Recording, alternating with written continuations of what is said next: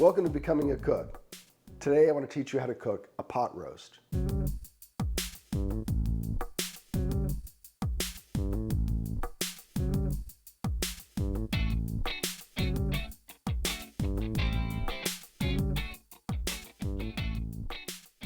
I've bought a really nice chuck roast for this, and I just have to tell you, this is my go-to for a pot roast. It's a go-to for stew. If I'm buying ground beef, I buy chuck. It is my favorite of the slow cook cuts. To me, it's got the best flavor. It's got a little bit of fat, and as long as you slow cook it and cook it moist, it's a great piece of meat. What I typically like to do is cut it into chunks, because if I cut it into pieces, then I can sear all four sides, or all, I guess, 6 sides. Is that right? No? Yeah. I just take a look and see kind of where these divisions are. There are membranes here, so I'm just going to cut, and I think, oh, okay, that's a pretty decent piece there. And this one here. There's nothing scientific about this. I'm just kind of eyeballing it. In this one, I'm going to go ahead and cut across that. It's got a little bit of fat in each of those. The idea with this is you'd like to have each piece be a portion. All I'm going to do now is salt and pepper these, and then I'm going to sear them. It's salt on all sides. When I was younger, I would experiment with flouring these a little bit. I'm going to put flour in this later to thicken it, but I don't feel like it needs that when you sear it. I'd rather have a nice sear with some color on it. Sometimes I do a coarse ground pepper, but I don't do it on a pot roast, because when I sear these, I really don't want them to burn. That's why I don't put any other seasonings on this other than salt and pepper. Let's go to the pot. I've turned this up to high heat. I'm going to give it a little bit of canola oil, and then I'm going to put the pieces of meat in. You want to let your pot get a little bit hot before you put the oil in. And for me, I just feel for the heat. When you choose your pot, you just need something that's going to be big enough to hold all of the meat easily and all of the liquid. Let's go ahead and get this started. I just want enough to be able to cover the bottom. I'm also going to give this a little bit of a tilt so that it's gone up the sides, so that these are less likely to stick. That's the sound we want.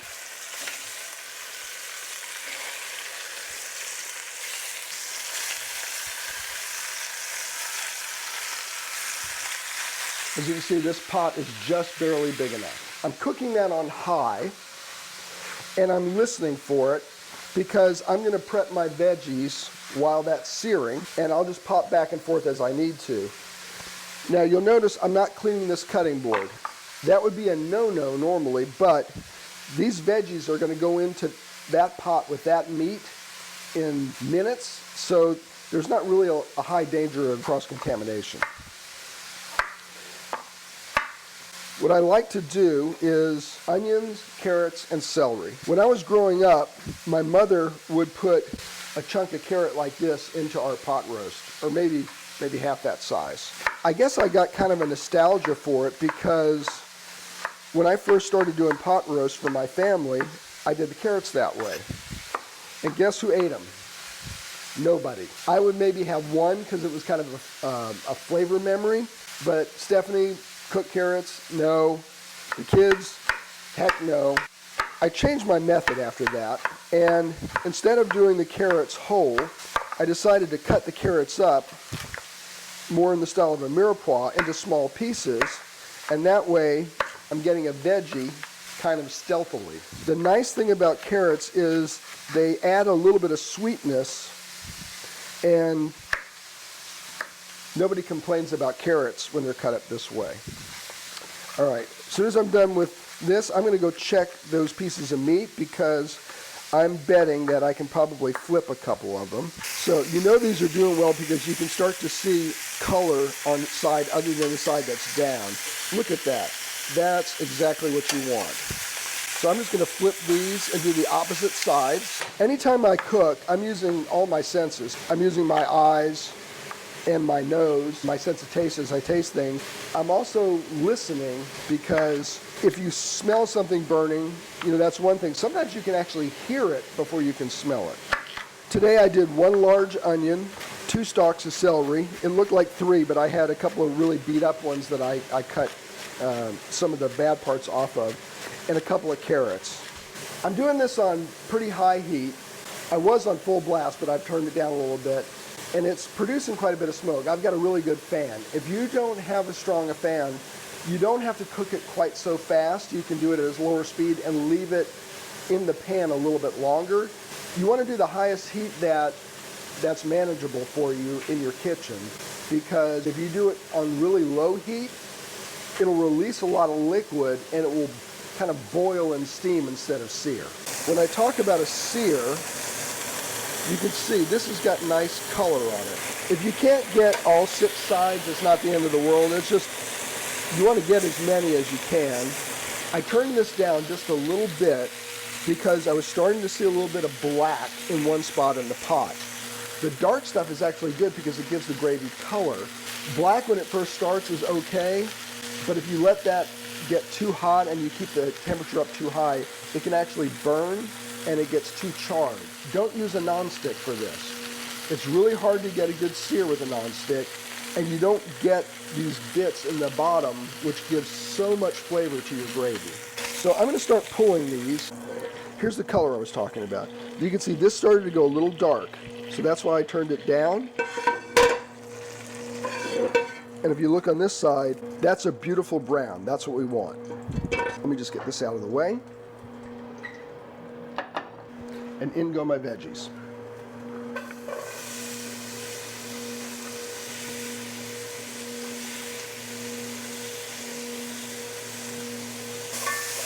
I've got this back on high, but I've got to watch this. This one area, like I said, is a little bit dark. I'm actually going to turn this back down now. What I'm trying to do now is just give these just a little bit time to soften. You've got this great brown color that's come from the meat and all those bits that were at the bottom. I want to show you something else if I can. That dark black spot, thanks to these veggies, it's almost gone. The little bit of liquid that's released from these veggies has dissolved that, and now all that flavor is going to go in the gravy. I want to give this a little bit of flour because that's going to thicken my gravy.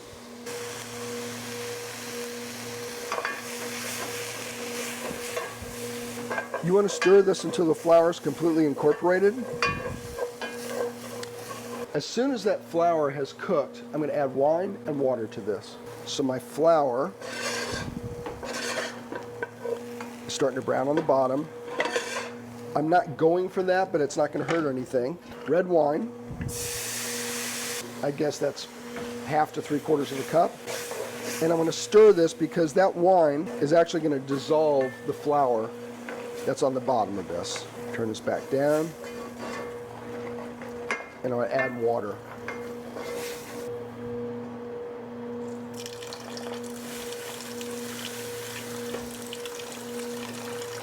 What I'm looking for at this point is consistency. I want this to have a little bit of thickness. I'm also going to add a beef bouillon cube. Anything that's on the side here, anything that I see down in the corner of this pot, I'm just trying to scrape that clean so it goes into the gravy. I could have thickened this a little bit more. I could have put a little more flour in there. If I'd wanted to do that, I probably would have added a little more oil just to make sure it didn't get too clumpy. But we're trying to not add a ton of extra oil to things, so this will work. And I just need enough liquid in here to give moisture to the meat as it cooks, because I'm going to put it in the oven. Meat back in. I don't know if you noticed, but this was maybe 1 inch deep, the liquid in here. But once I get all this meat back in here, it's actually going to be fairly deep.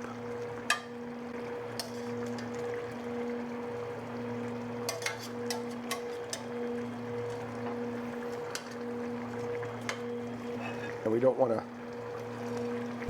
lose that. All right, this has come to a boil. I'm going to go ahead and turn that off. I'm going to put a lid on it. You could cook this on the stove. If you do, you have to check it really often because the bottom can scorch and the liquid can boil away. That's why I like to do it in a 350 oven. The pot roast has been in for an hour. I want to check it, and I want to flip the pieces of meat. All I want to do is give these a turn so that the top side is on the bottom and the bottom side is on the top. And I'm feeling these, they're still pretty firm. They need more time, which is good because I'm going to give them more time. That one feels tender. This one feels really hard. You'll notice with these, the ones that have more fat soften up more quickly. The ones with less fat take a little bit longer. If I want to thicken this gravy, I can cook it with the lid off, but sometimes it can dry out. So I'm going to keep it going this way. And this is the first hour. I'm going to do it another hour, and then I'll check it, and I'll use a fork to see how tender it is. The pot roast has been in a total of 2 hours, so I've taken it out. I'm going to check it.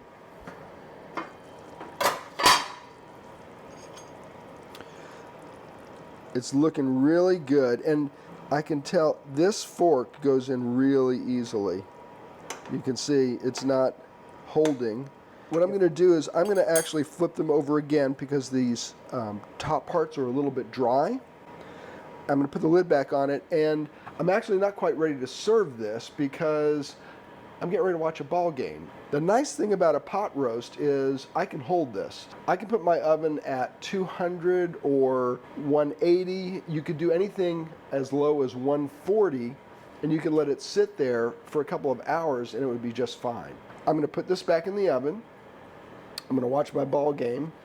While I'm doing that, I'll cook some mashed potatoes and some broccoli, and then I'll serve a portion of this so you can see it. The pot roast is ready, so I'm going to serve a plate. Roasted broccoli, a little bit of mashed potatoes, and a piece of pot roast.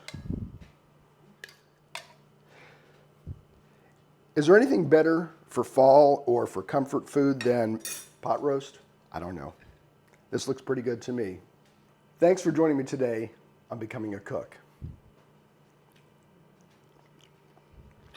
Yeah, so tender you can eat it with a fork.